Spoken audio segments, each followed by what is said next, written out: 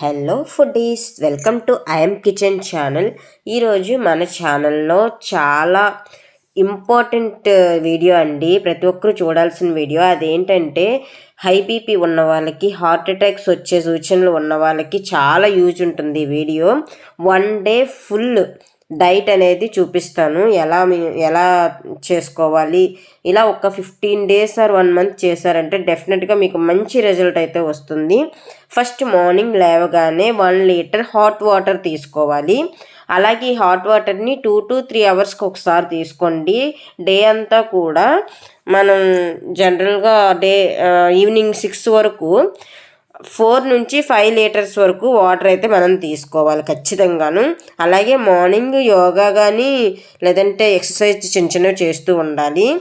And అలాగే లేచిన ఒక 30 minutes తర్వాత వాము నీరు తీసుకోవాలండి. అది ఎలా ప్రిపేర్ చేసుకోవాలంటే, ఒక బౌల్ తీసుకొని అందులో 1 tablespoon వాము వేసుకొని 200 ml వాటర్ వేసుకోవాలి. ఆ రసం బాగా దిగేంత వరకు స్టవ్ పై ఉంచుకోవాలి. అండ్ వన్ మోర్ థింగ్ ఏంటంటే, మీరు యూజ్ చేసే మెడిసిన్ మాత్రం అస్సలు ఆపకూడదండి. మెడిసిన్ వాడుతూ ఈ డైట్ అయితే ఫాలో అవ్వండి, ఖచ్చితంగా మీకు మంచి రిజల్ట్ అయితే వస్తుంది. చూడండి, రసం బాగా దిగింది. ఇప్పుడు బాగా రసం దిగింది కదా, ఇప్పుడు ఏంటంటే ఒక టీ స్ట్రైనర్ తీసుకొని మనం ఈ వాటర్ అంతా కూడా స్ట్రైన్ చేసుకోవాలి. మీకు ఇప్పుడు చూపిస్తాను ఎలా స్ట్రైన్ చేసుకోవాలనేది. చూడండి, నేను ఎలా స్ట్రైన్ చేసుకొని వడకట్టుకొని ఆ వాటర్ని అలా మనం ఎవరైతే తీసుకోవాలనుకుంటున్నారో వాళ్ళకి పెట్టేయాలి. అలా తీసుకున్న తర్వాత 8 గంటలకి కరెక్ట్గా 8 నుంచి 8:30 లోపు రాగి జావండి. మన వీడియోలో ఆల్రెడీ చూపించాను రాగి జావని ఎలా తయారు చేసుకోవాలని. రాగి జావను కడుపు నిండా ఎంత తాగగలిగితే అంత తాగేయాలి. నేను ఈ లింక్ని డిస్క్రిప్షన్లో ఇస్తాను ఎలా తయారు చేసుకోవాలనేది. చాలా చాలా మంచి హెల్తీ ఫుడ్ అండి ఇది. మెయిన్లీ బ్రెయిన్కి అయితే స్ట్రెస్ లేకుండా చూసుకోండి. చాలా ఫ్రీగా ఉండడానికి ట్రై చేయండి, ఆటోమేటిక్గా నార్మల్గా వచ్చేస్తుంది మీకు. ఖచ్చితంగా ఈ వీడియోని అయితే ఎక్కడ స్కిప్ చేయకుండా చూడండి, ఫాలో అవ్వండి. మీరు కంపల్సరీగా హెల్తీగా ఉంటారు, ఖచ్చితంగా చెప్తున్నాను ఈ విషయం అయితే.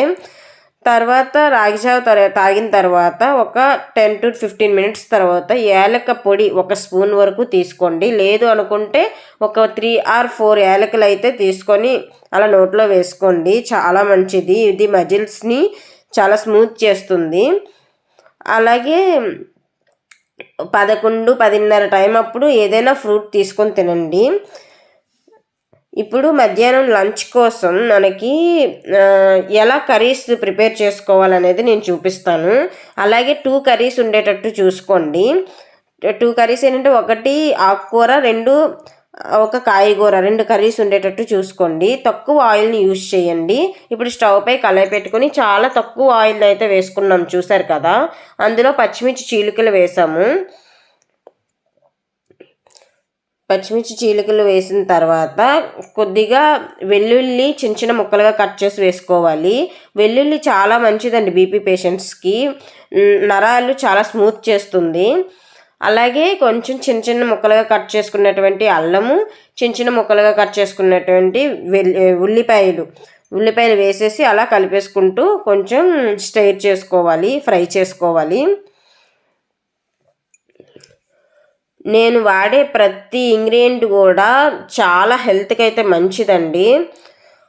ఇది మెయిన్ బేసిక్ ఇంగ్రీడియంట్ అండి. అదేంటంటే పొన్నగంటి కూర. బీపీ పేషెంట్స్కి చాలా చాలా మంచిదండి పొన్నగంటి కూర. ఇది నరాల్లో బ్లడ్ సర్క్యులేషన్ చాలా ఈజీగా ఫ్లో అయ్యేటట్టు చేస్తుంది, నరాలని స్మూతీగా చేస్తుంది. ఖచ్చితంగా ఆకుకూర అయితే కంపల్సరీ తీసుకోండి. ఈ పొన్నగంటి కూర వీక్లీ వన్స్ అలా తీసుకోండి. మిగతా టైంలో తోటకూర, చుక్కకూర, పాలకూర ఇలాంటివి ఏదైనా ఆకుకూరని యాడ్ చేసుకొని మీరు కంపల్సరీ లంచ్లో ఉండేటట్టు చూసుకోండి. అలా పొన్నగంటి కూర వేసేసాం కదా, అది పచ్చి వాసన పోయేంత వరకు కూడా మనం కొంచెం ఫ్రై చేస్తూ ఉండాలి. మనం చూపించాము. యాలకులు అనేవి చాలా మంచిదండి బీపీ పేషెంట్స్కి. నరాలు సాఫ్ట్ అయ్యి బ్లడ్ అనేది ఈజీగా గుండెకి సరఫరా చేసే గుణం యాలకుల్లో ఉంటుంది. సో ఖచ్చితంగా యాలకులు అయితే మాత్రం యూజ్ చేయండి, చాలా మంచి రిజల్ట్ వస్తుంది. ఇప్పుడు కొంచెం పచ్చివాసన పోయేంత వరకు కూడా అలా ఫ్రై చేసుకున్నాం కదా. 1 కప్పు వరకు పెసరపప్పుని తీసుకొని వేసుకున్నాను. పెసరపప్పు ఆర్ కందిపప్పు ఏదైనా పప్పుని యూజ్ చేయొచ్చు, ఎందుకంటే ప్రోటీన్ ఫుడ్ ఇది. కంపల్సరీ ప్రోటీన్ ఫుడ్ ఉండేటట్టు అయితే మనం చూసుకోవాలి. ఇలా 2 కర్రీస్ తీసుకోవడం వలన మన శరీరానికి కావలసినటువంటి అన్ని ప్రోటీన్స్, మినరల్స్, అలాగే విటమిన్స్ అందుతాయి. సో లంచ్లో అయితే మాత్రం ఖచ్చితంగా 2 కర్రీస్, 1 కప్పు రైస్ అయితే తీసుకోండి. అలా మొత్తం అంతా కలిసేలాగా మొత్తం ఫ్రై చేసుకున్నాము. అలా ఫ్రై చేసుకున్న తర్వాత 1 చిటికెడు పసుపు వేసేసి అలా ఒకసారి కలిపేయాలి. 1 గంట 1 గంటన్నర మధ్యలో లంచ్ అయితే చేసేయండి ఖచ్చితంగాను. ఆ తర్వాత 6 తర్వాత మాత్రం ఎట్టి పరిస్థితుల్లో వాటర్ తీసుకోకూడదండి. 6 లోపు వాటర్ అయితే ఎక్కువ తీసుకోండి, చాలా మంచిది. హాట్ వాటర్ తీసుకోండి. ఇప్పుడు కొంచెం వాటర్ని అయితే యాడ్ చేసుకోవాలి, పప్పు ఉడకడానికి సరిపడంత. నేనైతే 1 గ్లాస్ వాటర్ని అయితే పోసుకున్నాను. వాటర్ వేసేసి మొత్తం అంతా కలిసేలాగా మొత్తం కలిపేసుకొని మూత పెట్టేసుకోవాలి. 1 థింగ్, హై బీపీ ఉన్న వాళ్ళు ఖచ్చితంగా ఉప్పునైతే మాత్రం అవాయిడ్ చేయండి. ఉప్పు నరాల్ని గట్టిపరుస్తుంది. నరాల్ని గట్టిపరిచి మన రక్తం అనేది గుండెకి సరఫరా అవ్వకుండా టైట్ చేస్తుంది. సో ఉప్పునైతే కంప్లీట్గా అవాయిడ్ చేస్తే చాలా చాలా మంచిది. కొంచెం బేసిక్గా కొంచెం అంటే నార్మల్కి వస్తుంది అలాంటి వాళ్ళు కొంచెం పింక్ సాల్ట్ అయితే యూస్ చేసుకోవచ్చు, అది కూడా లైట్గానే యూస్ చేసుకోవాలి. ఇప్పుడు చూడండి పప్పు అంతా ఉడికిపోయింది బాగా, ఇంకా మనకి పప్పు రెడీ అయిపోయింది. ఇది పక్కన పెట్టేసుకుందాం తీసుకొని.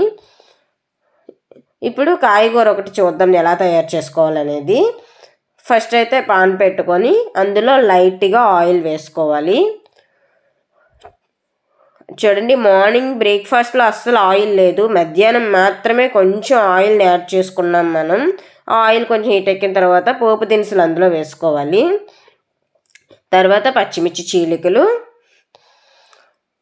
అలాగే కొంచెం చిన్న చిన్న ముక్కలుగా కట్ చేసుకున్నటువంటి వెల్లుల్లి రెబ్బలు బీపీ పేషెంట్స్కి చాలా చాలా యూజ్ అండి, మీరు ఖచ్చితంగా యూజ్ చేయండి. అలాగే ఉల్లిపాయలు చిన్న చిన్న ముక్కలుగా కట్ చేసుకున్నవి అలా కొంచెం ఫ్రై అవుతున్నాయి చూడండి. ఇప్పుడు చిన్న ముక్కలుగా కట్ చేసుకున్నటువంటి అల్లం వేసేసి అలా ఒకసారి కలుపుతూ ఫ్రై చేసుకోవాలి. అలా మొత్తం ఫ్రై అయిన తర్వాత ఈరోజు అయితే నేను బీరకాయ కర్రీ చేస్తున్నానండి. బీరకాయ, దొండకాయ, లేదంటే కాకరకాయ, అలాంటి ఏదన్నా కూడా తీసుకోవచ్చు, కాయగూర అనేది ఒకటి. చూడండి ఇది ఫ్రెష్ది బీరకాయ, పైన ఉన్న తొక్కంతా తీసేసి చిన్న చిన్న ముక్కలుగా కట్ చేసుకున్నాము, క్లీన్ చేసి పెట్టేసుకొని ఆ ముక్కల్ని అలా అందులో వేసేసి అలా కలిపేసుకోవాలి, ఫ్రై చేస్తూ ఉండాలి. బీరకాయ తొందరగా కుక్ అయిపోతుందండి, ఎందుకంటే వాటర్ కంటెంట్ ఎక్కువ ఉంటుంది. అసలు మనకి ఫ్రై అవుతూ ఉంటేనే వాటర్ దిగిపోతుంది అనమాట. ఏదన్నా పర్వాలేదు, ఎక్కువ ఆర్గానిక్ ఉండేటట్టు చూసుకోండి. ఇంట్లో కానీ పెరట్లో కానీ వేసుకునేలాగా చూసుకోండి, లేదు అంటే ఇంకా తప్పదు, బజార్లోంచి తెచ్చుకోవాల్సిందే. అలా మూత పెట్టేసి ఒక 5 to 10 minutes తర్వాత చూసామంటే అది అలా కుక్ అవుతుంది. చూడండి వాటర్ దిగిపోయి బాగా కుక్ అయ్యింది బీరకాయ అయితే.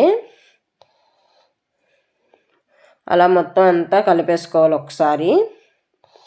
కలుపుకున్న తర్వాత 1 చిటికెడు పసుపు వేసుకోవాలి అందులో కొద్దిగా. అలాగే కొద్దిగా కారం యాడ్ చేసుకోవాలండి. మనం ఆల్రెడీ పచ్చిమిర్చి వేసాము, ఎక్కువ కారం అయితే పట్టదు. కొంచెం ఒక 1/2 టీ స్పూన్ అయితే సరిపోతుంది నేను తీసుకునేదానికి. కారం యాడ్ చేసుకొని అలా కలిపేసుకోవాలి.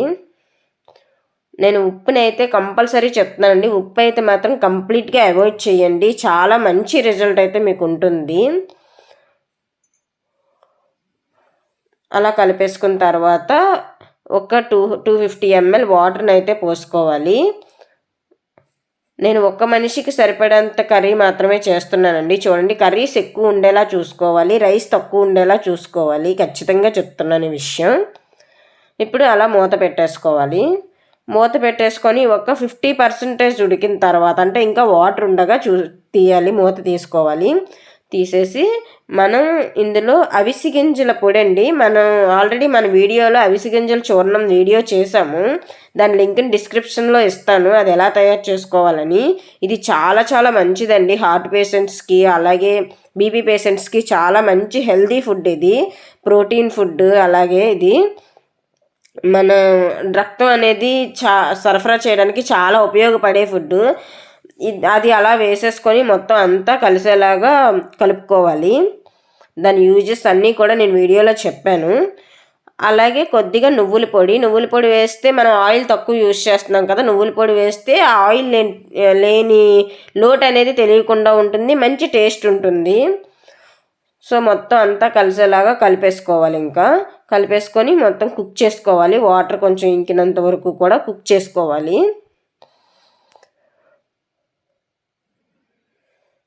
చూడండి, ఇందులో ఎటువంటి మసాలాలు కానీ ఏమీ యూజ్ చేయలేదు, అన్నీ హెల్దీ ఇంగ్రీడియంట్స్ మాత్రమే యూజ్ చేశాను.